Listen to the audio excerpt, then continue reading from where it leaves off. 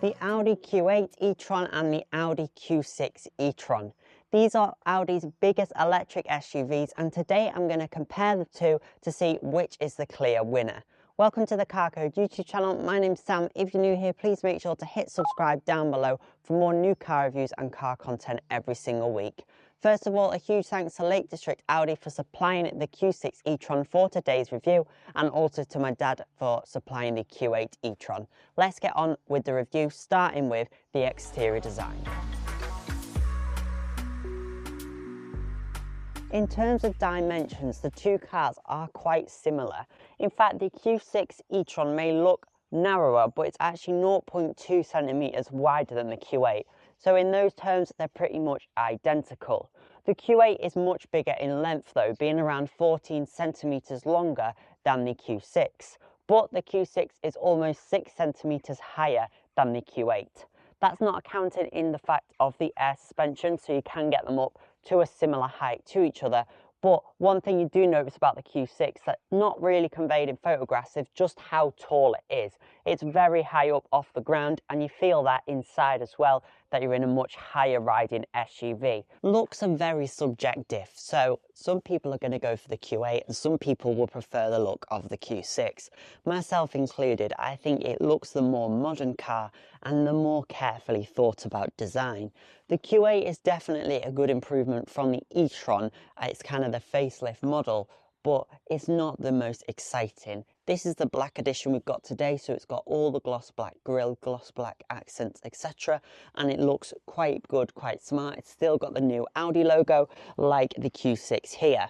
This differs depending on what model you go for. If you go for a sportier Edition 1 model, this is more of a gloss black look, and also on the SQ6 e-tron, a car that I've already reviewed. If you want to watch that video, you can click up there and watch my review on the SQ6 e-tron. Audi have taken inspiration from the smaller Q4 e-tron with the Q6, with these configurable LED daytime running lights and your main beams down here. The same happens on the Porsche Macan, which this car shares its platform with. So it's a more modern look, I'd say, more dynamic. Down here, these are your aerodynamic sections for your cooling of the battery motor. So these fins actually move when it needs some more cooling, or shuts off when it doesn't need it for helping aerodynamics, which is pretty cool. We've got e-tron along the bottom here, as you do on the Q4. It shares quite a lot of design elements with its smaller brother, the Q4. So it is a really modern look. Definitely, I think it's more modern feeling than the Q8. The Q8 gives a more conventional look, with all the headlights being in one unit. But this is definitely a sportier looking vehicle, as it is a black edition. So all of it's in black and it's a sportier looking car.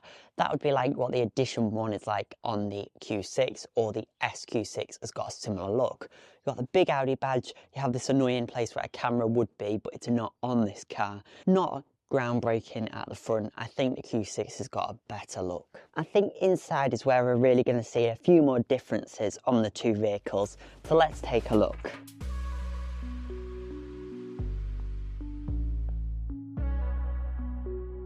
So let's start off with the new kid on the block, the Q6 e-tron. It's definitely the more modern feeling car inside. You've got this really large 14.6-inch central display as standard. That looks great. I thought this had the passenger display then, but it's just gloss black plastic. It's definitely better with the passenger display. I saw that in Paris and it looks really cool, especially if you've got a front passenger. A lot of the time it makes sense. If not, then you don't really need it. Now, something really great that Audi's added as standard till June 2025 on all Quattro all-wheel drive models of the Q6 is the sound and vision pack. This includes the Bang & Olufsen premium surround sound system, including speakers in the headrests in the front.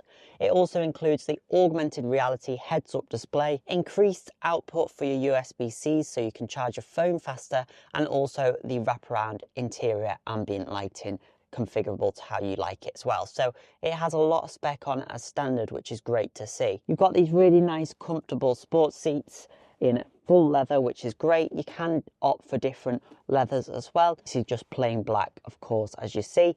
You can also go for Alcantara and things like that on the higher up models and on the SQ6 as well. Your steering wheel's very like the Q4 e-tron again. You've got the flatter logo, which I'm not as much a fan of. Perforated leather's really nice, and the screen's work well together. So it's all quite ergonomic and nice to use. You've got paddles, and you've also got a dedicated B mode for regenerative braking mode. So you can have it in one pedal driving pretty much all the time should you wish, which is another great feature on the vehicle. You can opt for a sunroof, as you could opt for that on the Q8 as well. I love these wraparound lights as well that tell you if you're indicating, for example. Really great. They remind me of the Volkswagen ID models. They definitely had some clever ideas, Volkswagen, with the ID range, this being one of them, definitely. And now moving on to the Q8 e-tron, how does it differ? Well, it does have a different vibe to it than the Q6. For one, your screen is quite a bit lower down and is separate from your digital dials. You didn't have the option for a passenger display either, but this is definitely a nicer finish on the dash than it is in the Q6, which is all gloss black. However, that does differ depending on the model you go for. Down here is all your climate control display, and that always stays on, which a lot of people will really appreciate. You have to go through the screen on the Q6, but it's not difficult to do. However, this is probably even better. Still not as good as dials, which neither car get, but this has got the haptic feedback, which is a nice feature to have. In terms of the seats, these are less sporty seats than you see in the Q6. The headrests are quite a bit harder though, and the seats look a little bit bulkier, so they're not quite as elegant looking as in the Q6. Still the same amount of adjustment in them. These are electronically adjustable as standard on this black edition model. On that Q6 S line, they're manual, which feels a little bit lackluster for a £72,000 car, which that one is. But the screen's fine, the dials are fine. This doesn't have a heads-up display either, so the Q6 wins in that regard. I think overall the Q6 feels a little bit more modern inside. The Q8 perhaps a smidge more premium though. This real Audi logo on the steering wheel I much prefer. It feels less like an electric car than the Q6 does. Overall though, the car that feels the most comfortable and ergonomic, I think, is actually the Q6 e-tron. It feels more like it makes the most sense. Everything is kind of where you need it to be, and the seats are a little bit more comfortable as well. So even though the Q8 does win in some aspects, I think the Q6 deals with its size a little bit better inside and has a bit more of that wow factor.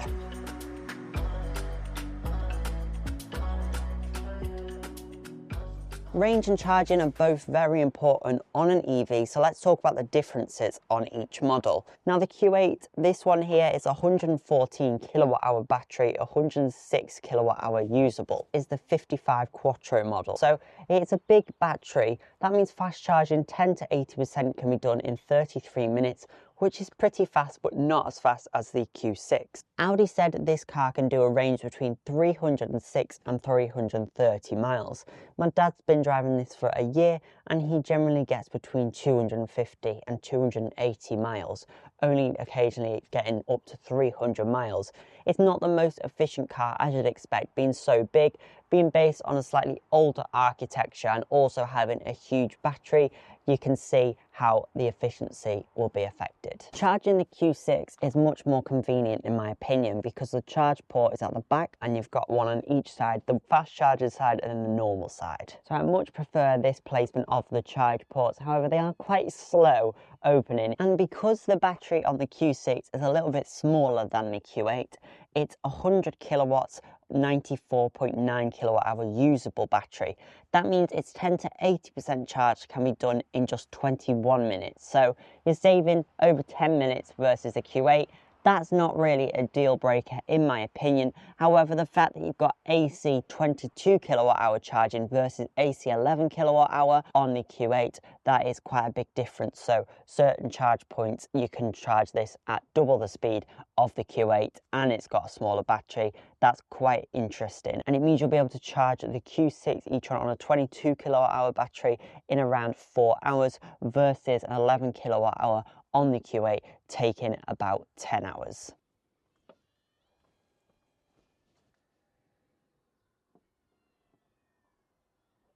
So quite even on terms of power and battery size, efficiency, similar. But of course, this is a newer product. The platform it's on is brand new. Last year, 2024, it came out.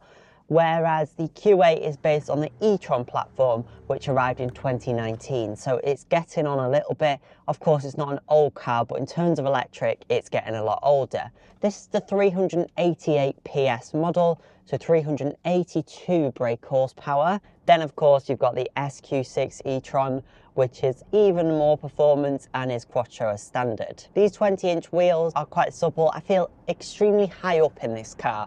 You definitely get that feel, but it feels almost easier to maneuver. I think a lot of that is because of the length of it. The length of the Q8 is really quite long. 0 to 62 on these cars is very similar as well, with this one being slightly slower just because it has a tiny bit less power.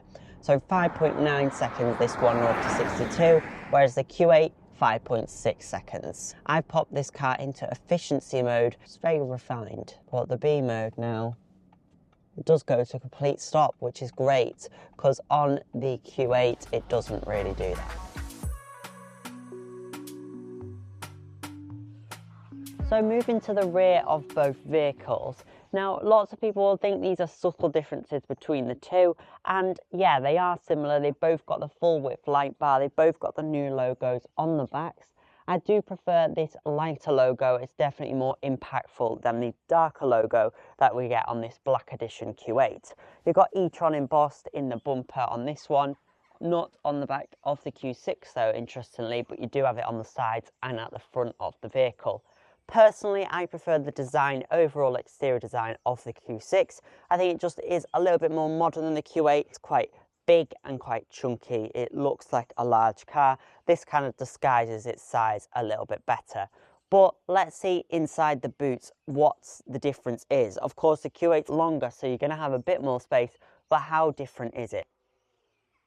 Let's start with the Q8 e-tron, the older model. So you can see you've got the retractable load cover in both cars, which is nice and practical. You have this really nice stainless steel finisher there, scuff plate to protect the back, which is great. And most importantly, the space in the back of the boot. It's 569 litres, which is really impressive. A really decent large size boot, bigger than what you see on the Mercedes EQC and also BMW iX3. So that's very impressive. And underneath on the Q8 e-tron, you've got quite a bit of space actually. It's not as deep, but it goes back further. Even space for spare wheels should you wish, but of course most new vehicles are no spare wheel, just an inflation kit, which I'm not opposed to. It saves weight, especially when these cars are so heavy anyway. And of course it is an electric tailgate as well. Now let's have a look at the Q6 e-tron boot and see how that differs. So you can see the Q6 e-tron boot has also got very similar retractable load cover, but this is in a different fabric, and a slightly smaller boot. There's not much in it though, mind. This is 526 litres, so really impressive. Underneath, as with the Q8, you've got a bit of storage. So you've got a lot of cable storage under here for both your normal charge cable and then your home charger wall cable as well. And then that is your subwoofer for the Bang & Olufsen sound system just in there. So everything fits really nicely. You've got that strap as well there. And of course, it is also an electric tailgate. So many people will be using the Q6 or Q8 as their family vehicle, so the back seat space does matter. And of course, being 14 centimetres shorter, you do lose a little bit of legroom. The wheelbase on the Q8 isn't 14 centimetres longer though, but the car is. So in terms of the wheelbase, they're similar, but it has a larger overhangs on the Q8. But yeah, I do have less knee room. Headroom, I think I've got more on the Q6 than I do in the Q8. The armrest in the back, good high quality, and we've got cup holders in the Q6, which is great. Isofix points with the built-in covers as well, which is really nice. And then this is the full leather in the back, so really practical for families. You've got 2 USB-C ports down here and even heated rear seats with tri-zone climate control. This has got the dark headlining, so obviously it's a bit dark in the back of here, but it's not too bad. You have really big windows, so kids should feel quite happy in the back of here. It's not too dingy. It's really nice overall. Let's check out the middle seats. Okay, middle seat, the base is okay, but as with many middle seats, the back is quite firm. so not the best. But overall, I think passengers will be quite happy in the Q6. Let's check out the Q8, see how it differs. I'll check one thing with the door handles as well. If you pull it all the way out, oh, it does it as well. If you pull the handle all the way out, for some reason with the electronic door handles, it doesn't open the door, which seems a bit mad, especially if you're in a rush and you're trying to get out of the car. You pull it all the way out, you can't do it. You've got to just gently open the door like so. And how about the back of the Q8? Well, that longer wheelbase does give you quite a bit more leg room. That's the first thing you notice. Headroom is very similar, if a little bit more on the Q6, but both have plenty of space. The windows are not as big as on the Q6, so it's a little bit darker in here. That's definitely evident, but you could opt for a sunroof on the Q8. Amenities in the back are not as good as in the Q6. There's no charger ports apart from just a standard 12-volt socket. That's it, so you have to put an adapter, which is a bit rubbish. Another downside of the Q8 is cup holders. Are they in here? Does this flip out? No. This lifts up and you've got a tiny bit of space in here, but cup holders, you had to opt for it. You can get a kit to change this into cup holders for like £100, but that's really stingy and it just feels so cheap and just, what a fail, Audi. So the Q6 wins with that smart storage solution. It's really good. Both cars have very comfortable seats in the back. They're both fine. Let's check out the middle seat on the Q8. Okay, so on the Q6 the back was firm and the base was not too bad. On the Q8 the back is firmer and the base is firm as well, so it's not very comfortable at all. I've been in this car for half an hour journey in the middle and it's not great. The Q6 wins in that respect, but it's still not brilliant. Isofix points are ones that detach on the Q8, so you can lose those, whereas they're attached on the Q6. So little things like that are better, but in terms of space, in terms of materials, in terms of comfort, they're pretty much even and not a huge amount in it, really. So how do these two cars differ? How do they add up? Well, if you're offered both of these cars on a lease or work scheme, etc., there's not a lot in it. They're both quite similar vehicles. The Q8 wins in terms of slightly more space and a slightly bigger boot, as well as the very clever adaptive air suspension, so you can be a bit lower, a bit higher up, etc. The Q6, however, wins in regards with the technology offered. The Bang & Olufsen sound system with the headrest, speakers and a few other elements. I also think it does look like the better looking vehicle as well. Also, it's slightly more efficient with a smaller battery getting a bigger range than the Q8. That's what battery technology has done in the last few years, and it's just a more modern electric vehicle overall. However, if the Q8 is available at a much lower cost than the Q6, then it's kind of a no-brainer to go for the Q8 over the Q6. Both are really good electric options if you want something that feels a bit premium, that can do long distances and is a large family electric SUV. I hope you enjoyed this short video comparing the two models. I want to know, what would your choice be? Let me know in the comments down below. Would you pick the all-new Q6 e-tron or would you pick the existing Audi Q8 e-tron? Both have their ups and downsides, but both are really good options. Thanks again to Lake District Audi for supplying the Q6 e-tron and to my dad for supplying the Q8 e-tron. If you like new car reviews, subscribe down below and I look forward to seeing you in my next video.